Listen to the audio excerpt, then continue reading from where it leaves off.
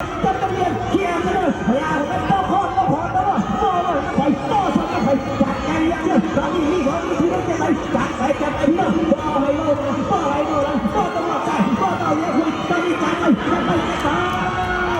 เอาเลยน่าจะเป็นเจ้านักเตะคนนั้นจุดดีกันแล้วน่าจะเป็นเจ้าเอาเลยเจ้าน่าจะเป็นเอาตั้งเลยเอาตั้งเลยถ้าเป็นเจ้าถึงมาเลยตอนนี้ที่คุณมา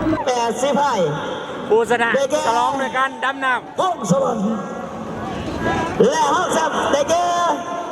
ห้องสวรรค์ห้องแซ่บคือแซ่บ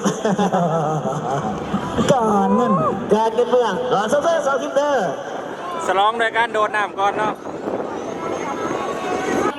ติดตามหาชมในเรื่องบรรดาไทยผู้ชมผู้เชี่ยวทั้งหลายเนาะต่อมาในสุดสีแดงเจ้าพ่อผาแดงมาได้สุดสีดำลงน้ำที่2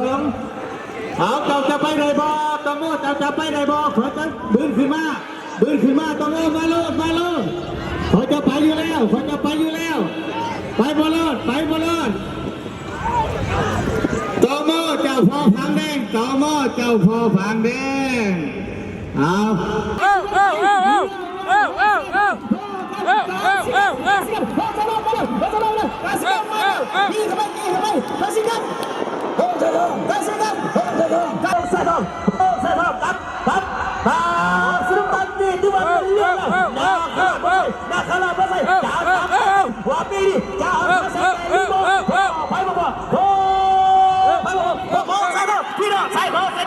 อนนี้ต่างฝ่ายต่างคนต่างเวียนต่างเสียงเข้ามาแล้วต่างบีจี้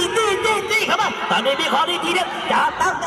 เกียร์ไหนบนใส่เกียร์สปีดตีนเดียวมีขอดีคนเดียวเจ๊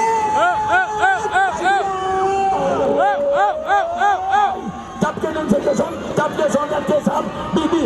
บนใจทั้ง2 ทีมจี้ดีกันได้คู่ขี้2 4